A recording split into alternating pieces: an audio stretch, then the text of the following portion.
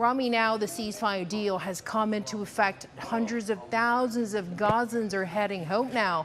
Tell us what you're seeing on the ground.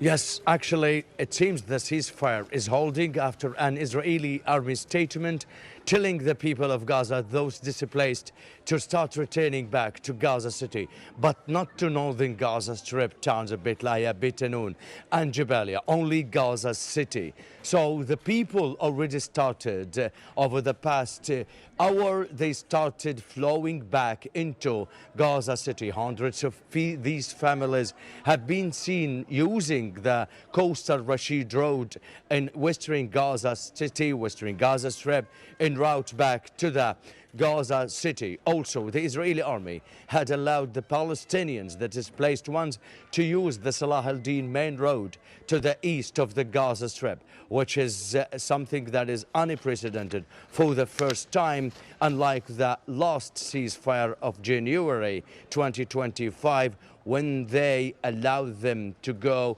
within certain arrangements. But this time, both roads are opened for the displaced Palestinians to use en route back to their homes. That majority of them, or many of them, have been battered because of the Israeli army airstrikes and bombardments. That is what we are just seeing on the ground for the time being in the Gaza Strip, which would indicate that the ceasefire is still holding and no breaches of that ceasefire. Over the past several hours, there have been some kind of Israeli bombardments, airstrikes, and very small airstrikes, small-scale airstrikes in different parts of the Gaza Strip, including the south and in Gaza City itself. But now it's getting calmer, much calmer than before, and people are starting going back to their homes. Yes, sorry.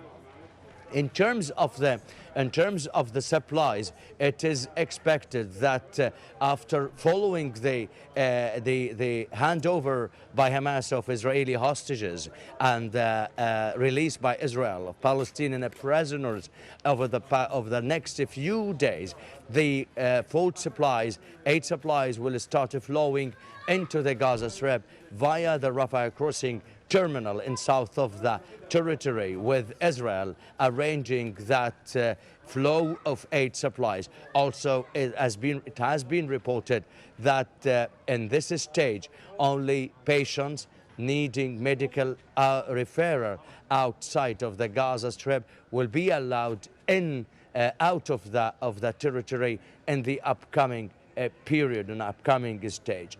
Palestinians here believe that this is very good for them to have some kind of hope that this ceasefire agreement will hold for a long time to come, and that the war will not be restored against them. Rami, from what you have described, it looked like the first phase of the deal has been implemented peacefully. So the second phase of this deal still needs to be negotiated, which is expected to involve Hamas disarming and a new government for Gaza. So what is Hamas' position on this?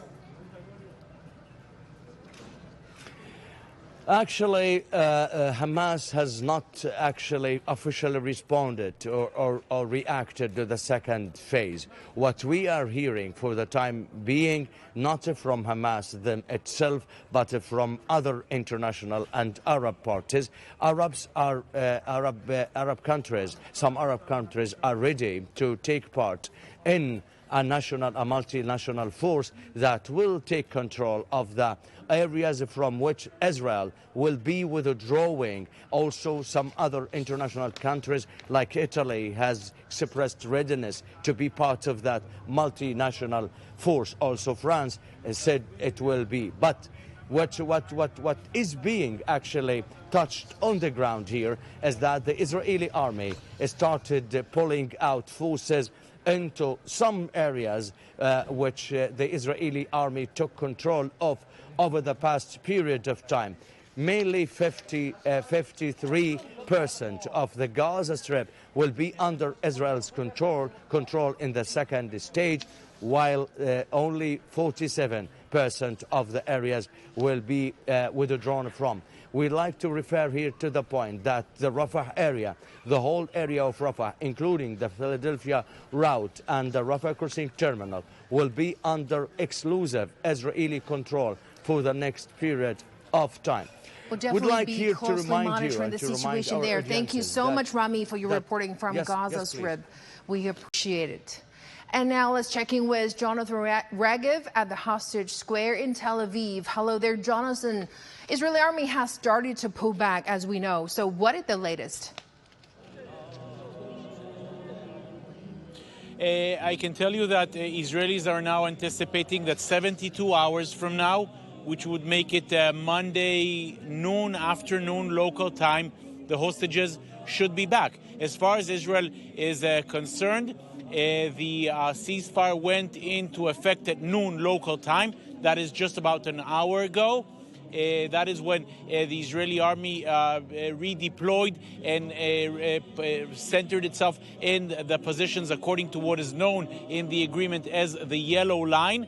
And according to Israel, as far as Israel is concerned, from an hour ago, the 72-hour clock began ticking. That would bring us to Monday afternoon Israel time, and that is when Israel expects the hostages to be released. It should therefore not be very surprising that we are now learning that the visit of U.S. President Donald Trump has been postponed from Sunday to Monday. The president, the American president, probably wants to be in Israel when the hostages are released. When that happens, Trump is expected to come on Monday and speak at the Knesset, which would make it very unusual since Monday is a holiday eve. Usually in holiday eves, there are not a lot of public events. This holiday eve, of course, will be very different if the hostages are really released on Monday. As expected, it is going to be an exciting day, but until it happens, a lot of tension, a lot of